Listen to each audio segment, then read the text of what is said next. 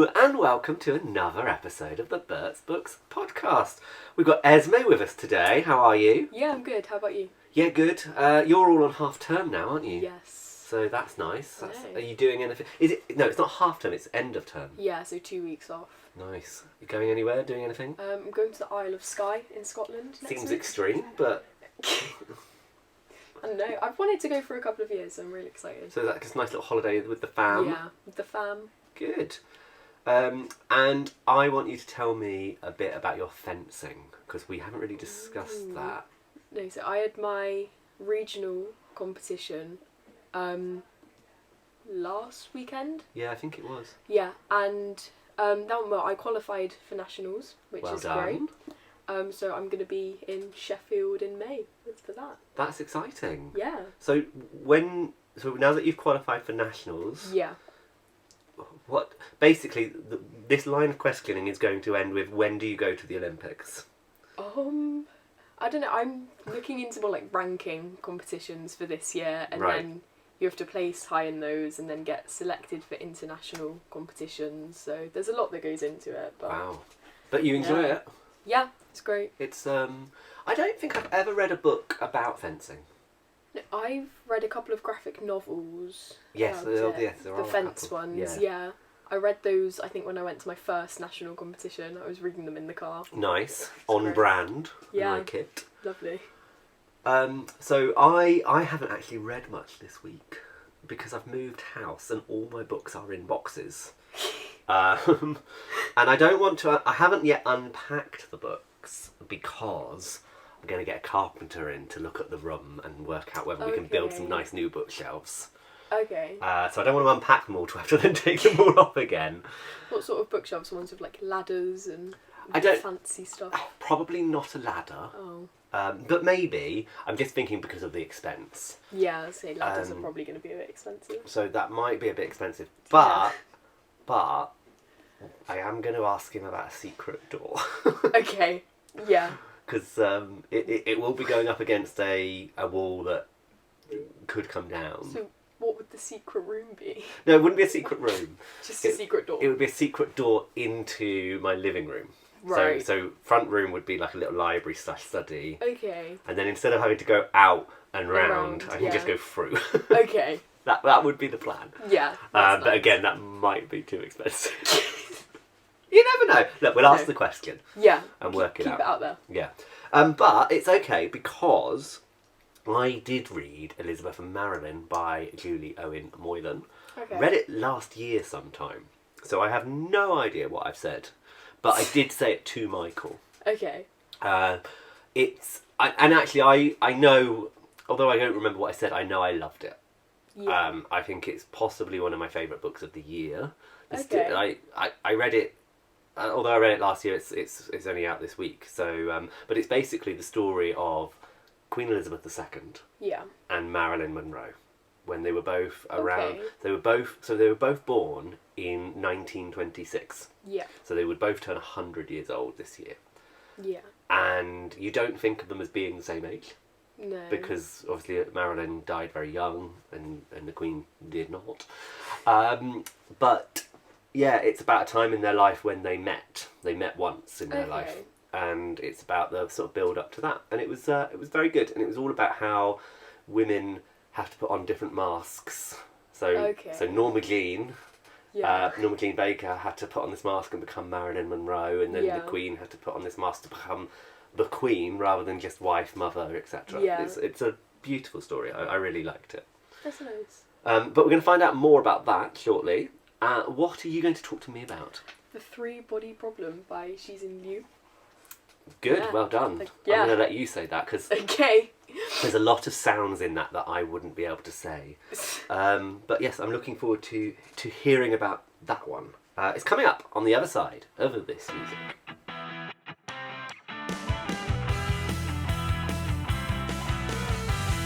Right. Picture the scene. I close my eyes. It's March 2026. It's cold. Probably is. It's the end of March. It's, in my flat, it's still cold. You might not be in the flat by then. Maybe. Or by now, because it is actually, as people are listening to this, It's 2026. 2026. I'm going on a cruise next month. You are. Weird. I'm living in a new house. Yeah, that's true. Oh, wow. Feel a bit ill. Should we say for the tape, we're recording this in September 2025. Do you remember that? Yes. You know, before the USA split up. Before the USA split up, before nuclear war started. Yeah, we didn't have to eat rats. Yeah, that was nice. It was good, wasn't it? Yeah. We had to burn the books for fuel. We could read them. Well, whilst we were able to still read positivity. the books, Yes. whilst we were still able to read the books, I did in fact read one. Good. And it's called Elizabeth and Marilyn. Lovely. By Julie Owen Moylan. Friends of yours? Well, yeah, I think we're pretty close. Yes. Well, Julie Owen Moylan. That is true. Yes, she is. I would consider a friend. But she has written. So 2026 is the 100th year since the birth of both Marilyn Monroe and Queen Elizabeth II. Yes, indeed it is. Which is like we talked about this ages ago when we first talked about this book on the podcast. I don't remember. But it's bonkers that they were the same age. Yes. Yeah. Because you think of Queen Elizabeth as being this little lady. Yeah. And you think of Marilyn Monroe as basically, well, being Marilyn Monroe. Yes.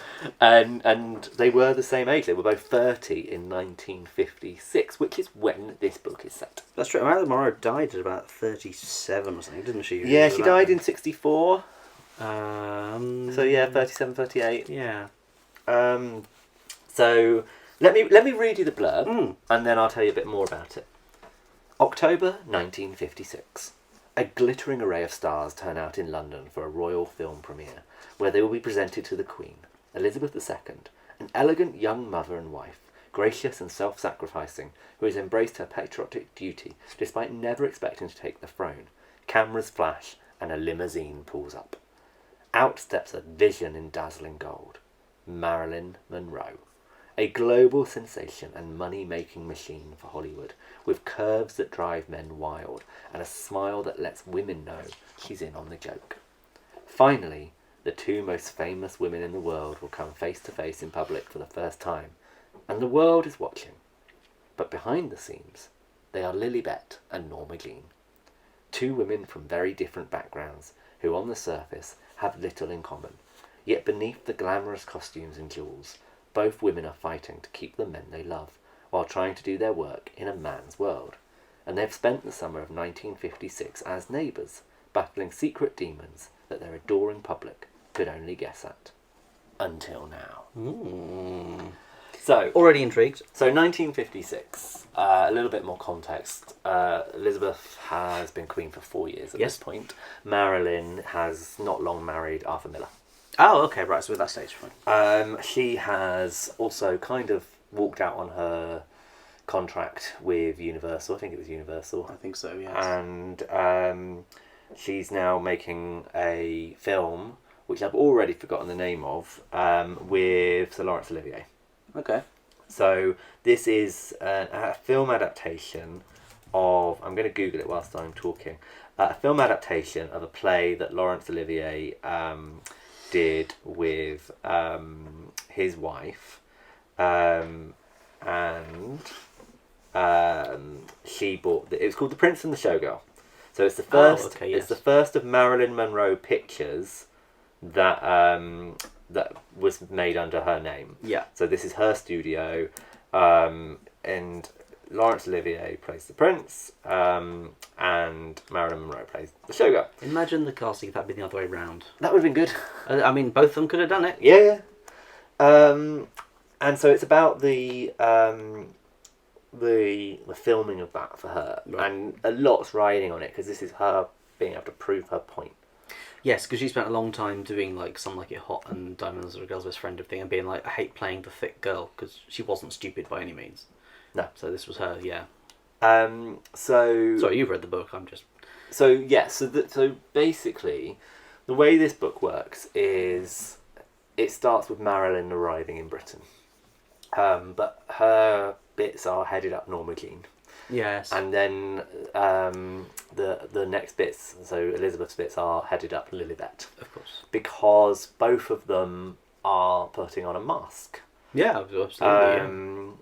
Elizabeth or Lilibet isn't Queen Elizabeth. She isn't what everyone pictures her to be yet. She's still learning the role, and she's got issues with both Margaret and Philip.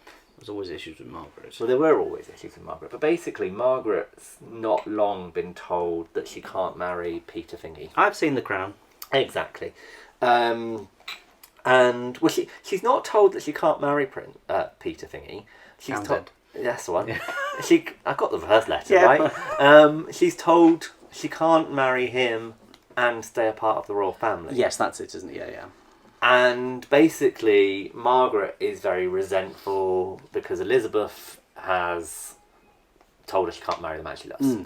Margaret also feels like she's lost her sister because of course, and obviously she's lost her father 4 years before. You've then got the Queen Mum, who is also still trying to get used to the situation that she's in, where she's got no power anymore. She was the monarch's wife. Yeah. She was the queen. She's now not the queen, and is also dealing with the death of her husband.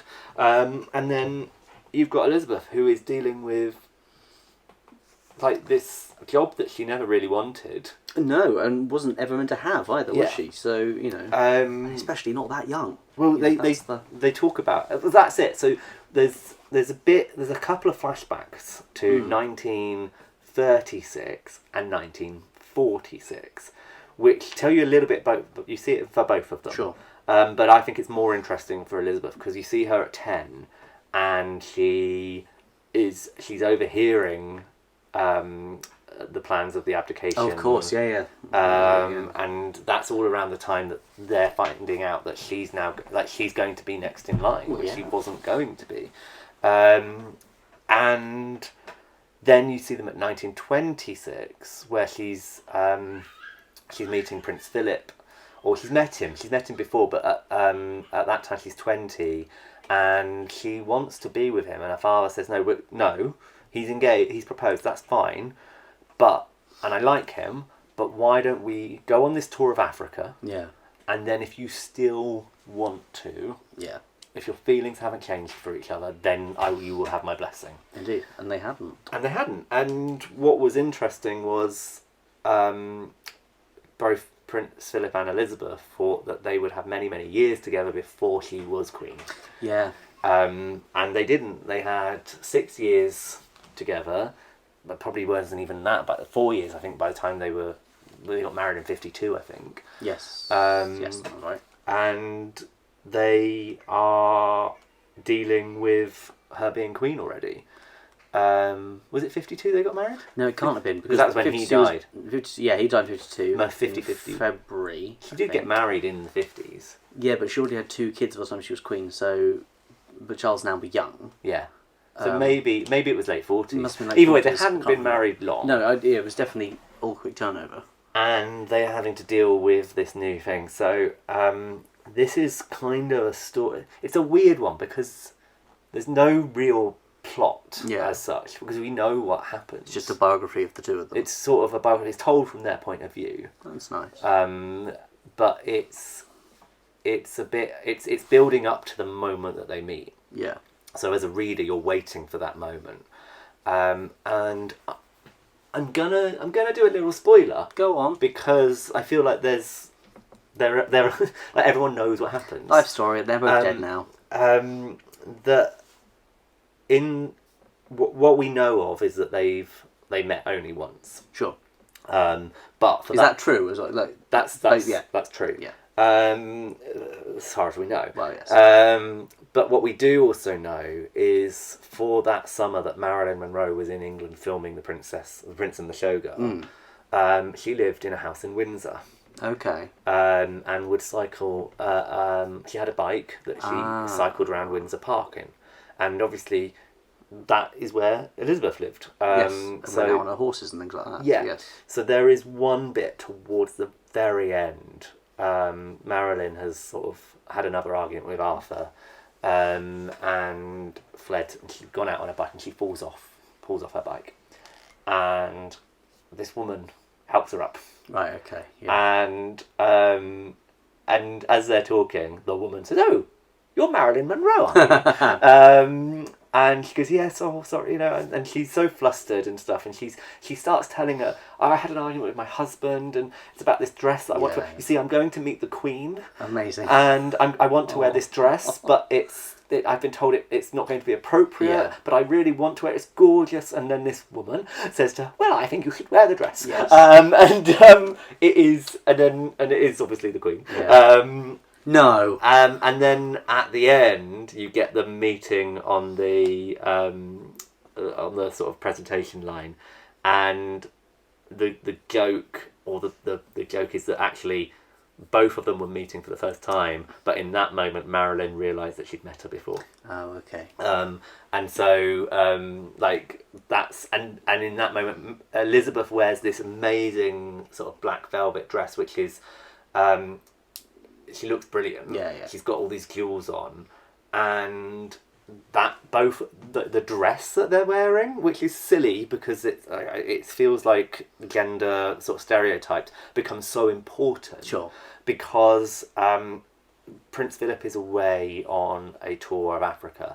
They are arguing. Yeah. He is going on lunches with his friend who is a bit of a player, Yes. is getting divorced from his wife, it's causing issues with the marriage, and she keeps saying to him, can you I think maybe you ought to fire him as your private secretary. And he's like, no, I won't do that, and they're arguing about it.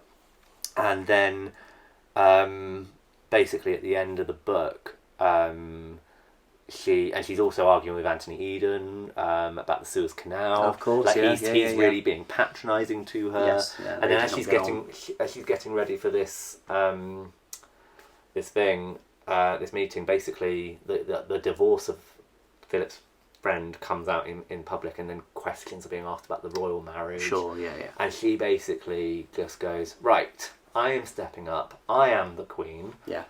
He is fired. We are releasing this statement, and Prince Philip will have to just deal with it. Yes. And she just takes control, and it's a moment where she feels like she becomes herself. Yeah. And this is where I gain my confidence. And then she also says, tomorrow, get Anthony Eden in here. He's lied to me about the Suez Canal because he hears a report on the radio. Yes. I am having a word. Yes. And then she puts on this dress and looks amazing. And then, but flip side, Marilyn's got this dress on and she looks amazing. She does. And then she ends it with like, oh, I'm getting on the plane and I'm going back to America, and me and Arthur, we've sorted our problems, and we're going to have an amazing time, and I'm just going to have a little more. I'm going to have a couple of these pills and a little bit of this booze to get me through the flight, and then that's it. I'm cutting them out. Yes. And so you've kind of got this moment of Elizabeth finds herself. And Marilyn loses herself. Well, Marilyn has lost herself already, but she thinks that she's found herself, and you just know in that moment that each story ends. One story is going to go on Yes. and on, and one story is going to end quite tragically. Yeah. But in a way, if you were reading this as fiction and the book ended there, you'd be feeling quite hopeful about them both. Yes, of course. But yeah, the fact of knowing. And that's that bittersweet moment. So like, Julie's found like the right moment for this story. I think like the bit that it tells. In terms of the voice, I think it's really interesting because, like I said, there's not a huge amount of plot. This is entirely reliant on character, and it feels like the Queen. Yeah. Like, I know none of us really know the Queen. That was the brilliance of it, wasn't it? Like as soon as she died, everyone went, well, of course, we all knew her. No, none of us and knew again, her. that's why everyone could suddenly go, well, she was a massive feminist. Someone else could go, well, she was a massive lover of the Conservative Party. I thought you were going to say she was a massive misogynist. But someone else probably said massive, that was everyone could put on her what they thought. Yeah. Yes. And she acknowledges that in this book. It's very clever, This is like, I am all things to everyone. I am the mother of the nation. I need to do this.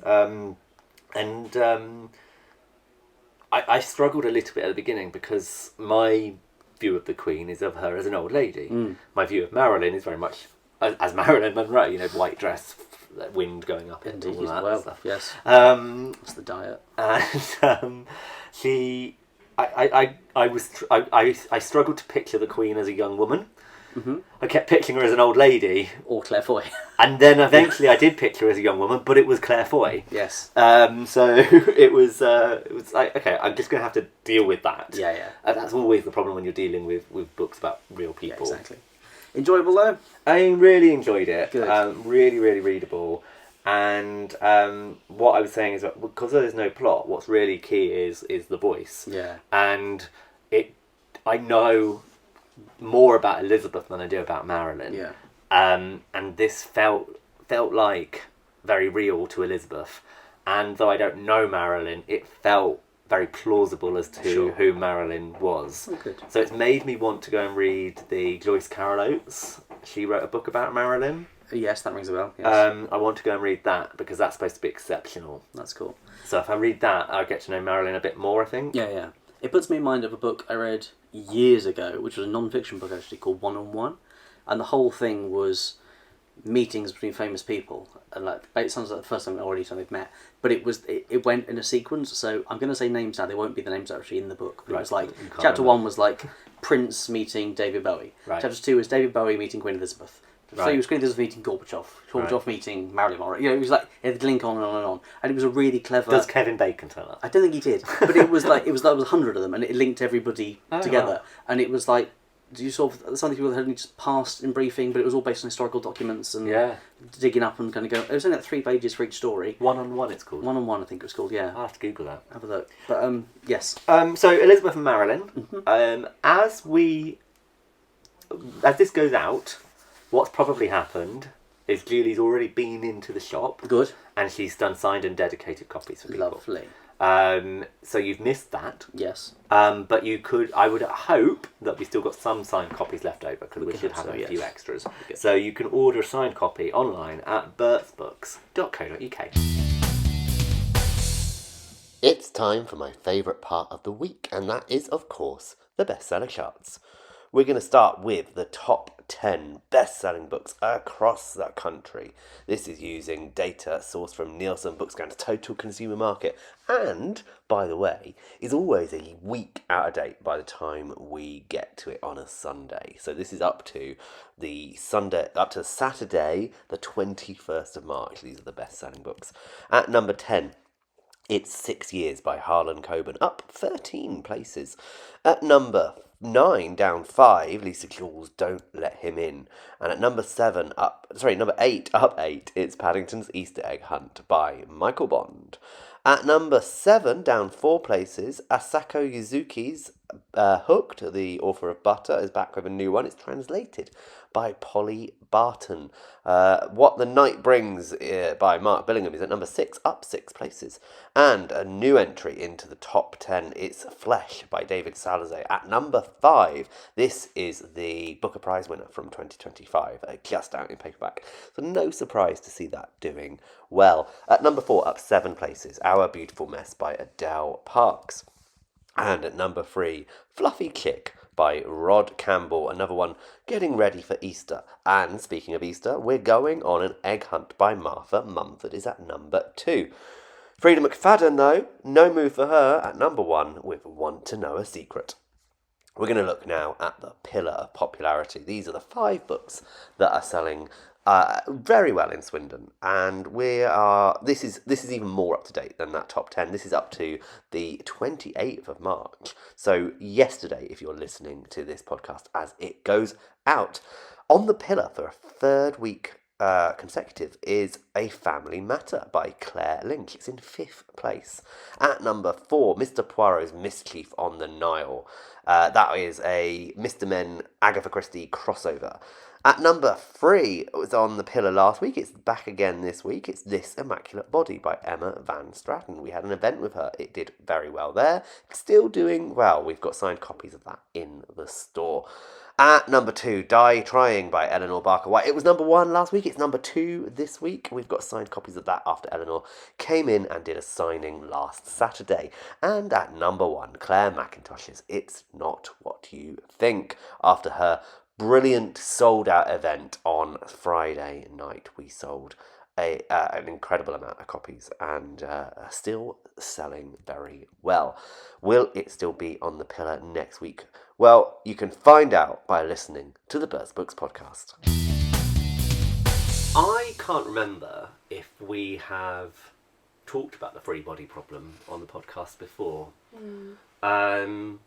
Michael may have read it.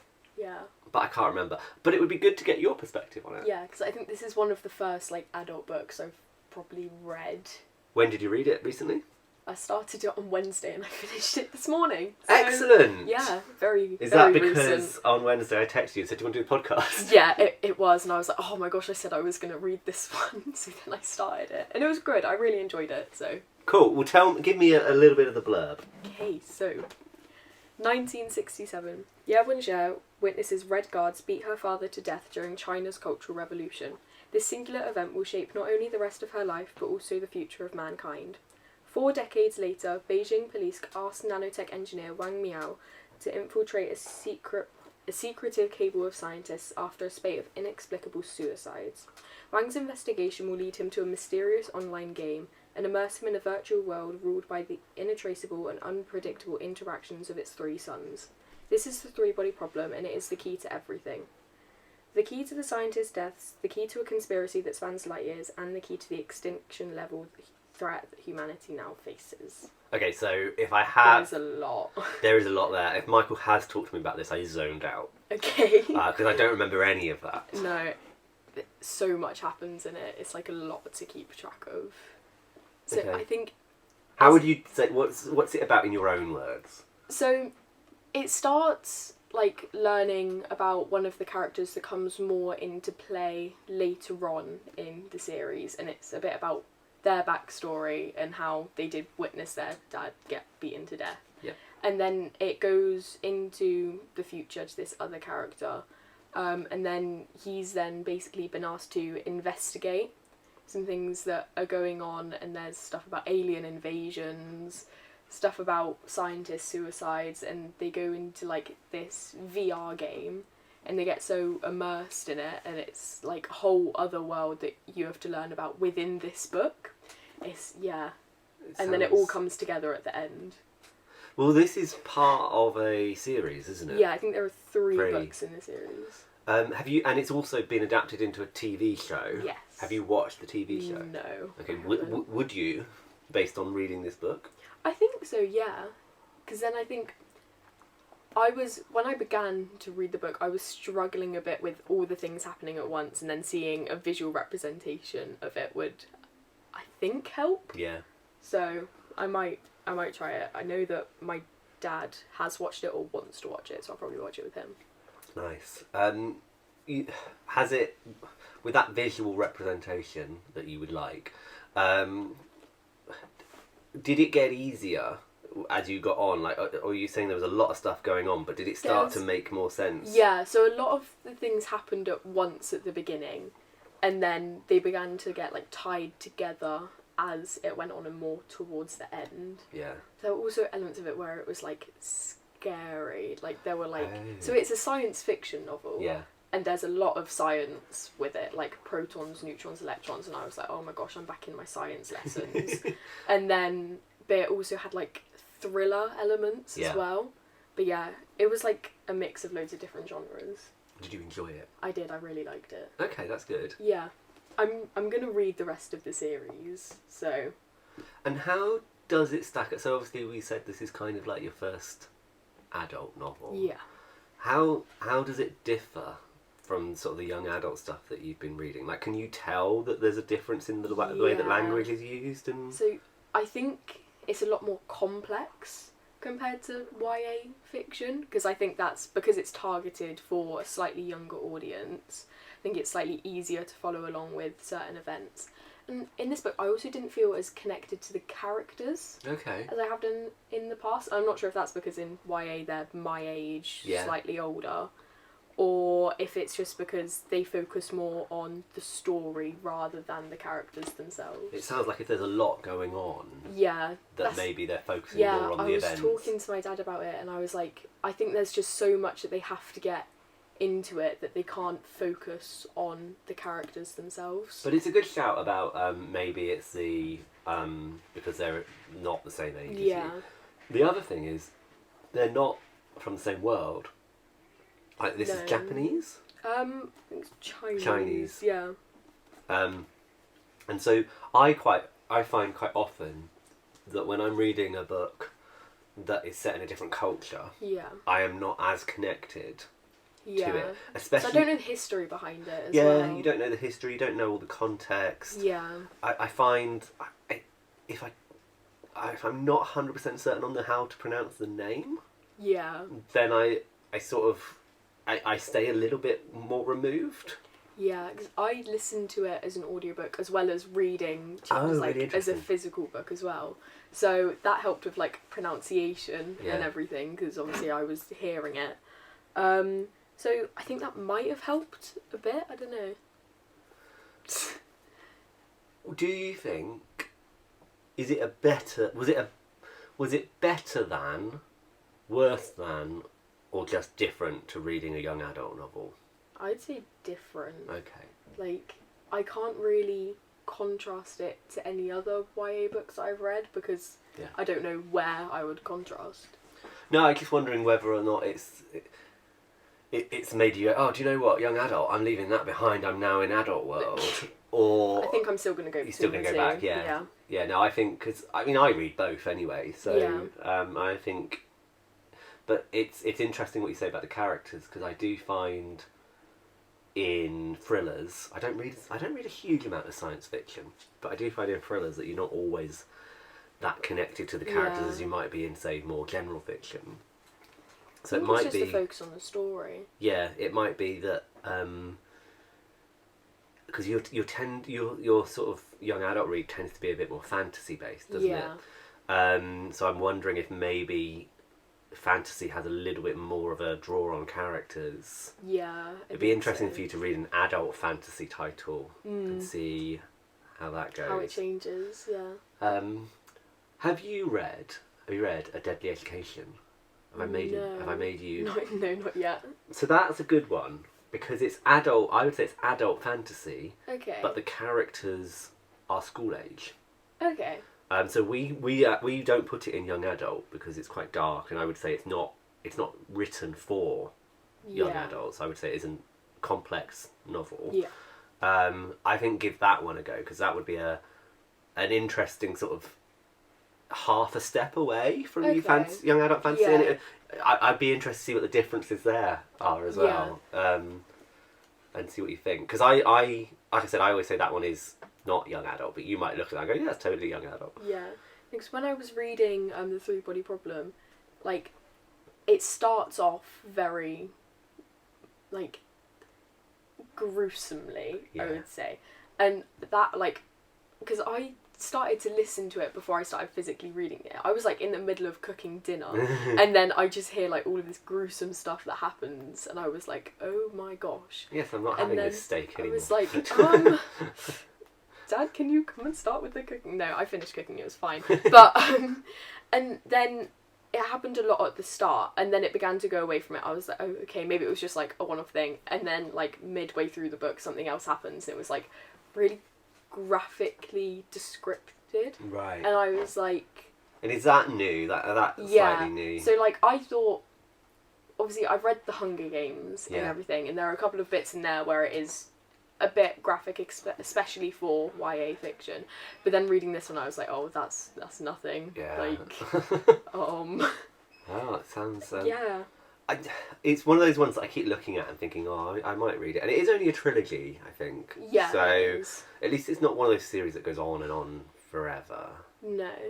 But so maybe I'll give it a go soon. But, yeah, I'm not sure if... But you're going to read the rest? I'm going to read the rest, yeah. I really enjoyed it. Is it a case that you're going to read the rest, like, straight away? Or are you going to hold... Like, would you read something else for a bit and then go back to it? Yeah, I think... It's not one where in other, like, books I've read in, I've immediately gone, oh, I have to get the next one. It's just going to be a series that I continue to read throughout the future. Yeah, nice. Yeah. Cool. What's it called? The Three Body Problem. And who's it by? She's in You. Lovely. And it's available where? At Burt's Books or on the Burt's Books website. burtsbooks.co.uk. Yes. Lovely. That is everything for this week. Yeah. We've talked about Elizabeth and Marilyn with Michael. and we've talked about the free body problem with you, Esme. Yeah. Are you taking lots and lots of books with you when you go to Skye? Yes. How many suitcases? Just the one. Just the one suitcase of books. Yeah, I don't think the rest would fit in the car, if I'm being honest. And which one are you? What's sort of top of the pile that you're going to start reading? You know, I haven't actually looked at it yet. I've got them like all on my trolley at home, and then I'm just going to go through them and be like, okay, you're the priorities, and then I'll take a couple extra as well. So, having just read some science fiction, yes. Would you switch genre, or would you go do a bit more science fiction? I think I'm going to start reading more of it. Yeah. But it's one that you have to like, that I found I have to really focus when like reading it, because otherwise I just get so lost, and then I have to like go back. It'll be interesting to see, because science fiction, it sounds like, oh yeah, I read science fiction. Science fiction is such a broad category. Yeah. Like, you get things like The Five by Guy Morpus, which is set in this world, but everyone's got like, well, there's one person who's sharing a body with 5 other people. Okay. And that's set in this world. Then you get things that are set in this world but not likely to happen, right? Yeah. Like there's a bit of a fantasy element to it. Yeah, so it's like very out there. Yeah. Yeah. Then you've got things like The Martian or Project Hail Mary by Andy Weir, which are very much set in this world. Yeah. And could happen. Like, the science is all... Like, it makes sense, yeah. But it's not one that we're not going to Mars. Yeah. But if we went to Mars, all of this is feasible. Like, it's not that there's starships and aliens and fighting and all of that. It's human stories. It just happens to be set in space. Yeah. Then you get all the sort of, like, Laura Lamb with Goldilocks is a little bit more science fiction-y. Then you've got The Long Way to Angry Planet by Becky Chambers, which is a bit more, that's got aliens in it. And then you've got the comedy side of it, like Douglas Adams. Yeah. And then you've got like the really hardcore sort of space opera stuff, which is just like, there's no human in it at all. And it's just, like, so there's so many different strands of science fiction. Yeah.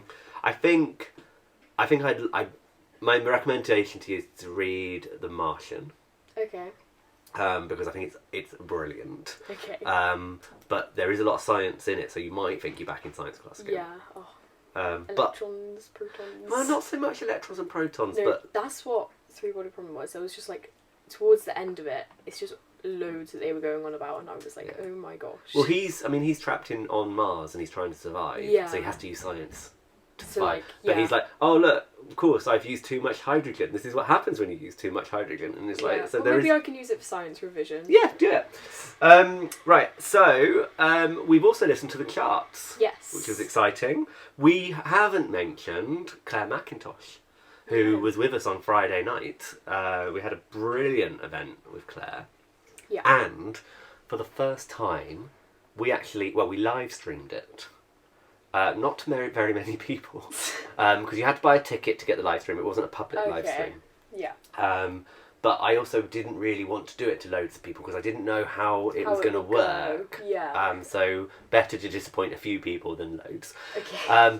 But we recorded it as well as live streamed it. So we're going to chop up some bits of it and we're going to put it on the YouTube channel for people to go and watch and see what we do at our events if they've never been to one. We're going to try and work out a way of doing it a bit more regularly with the events as well. So, but anyway, all of that to say that Claire McIntosh at the top of the pillar.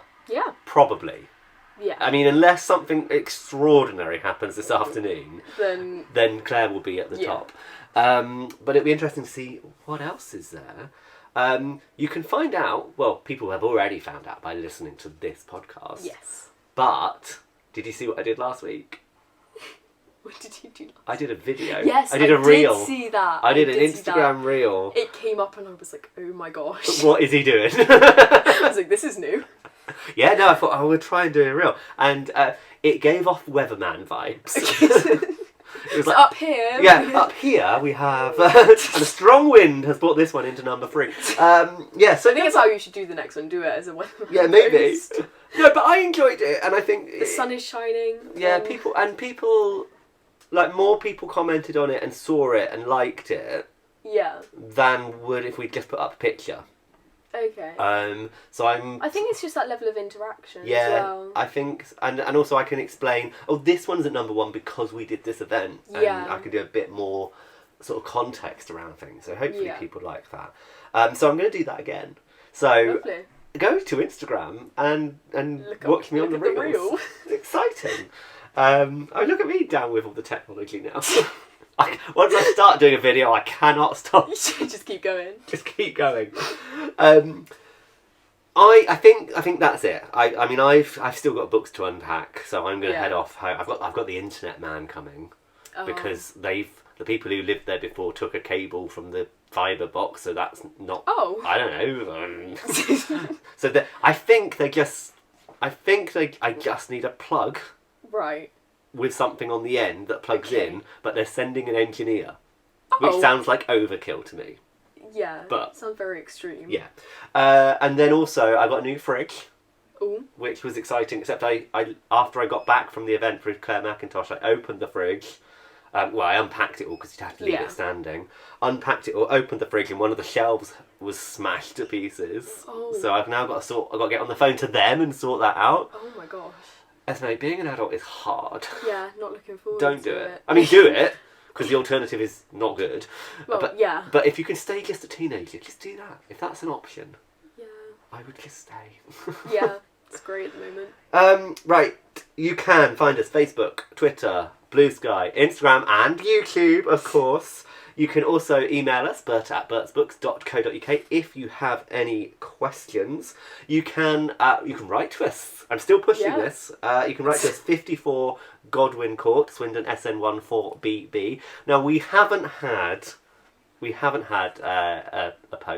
post. Okay. But we did have somebody emailed us a picture of a postcard, so that was Miles. Okay. Miles, hello Miles. He emailed us this picture of a postcard that he saw in a museum. It was Swindon based. So I'm going to put that on the Instagram as well. But yes, if you would like to send us a postcard for real, you can do so at that address. I'll say it again: 54 Godwin Court, SN14BB. Think that really is now everything. Don't forget to rate, review, and subscribe to the podcast. Say goodbye, Esme. Goodbye, Esme.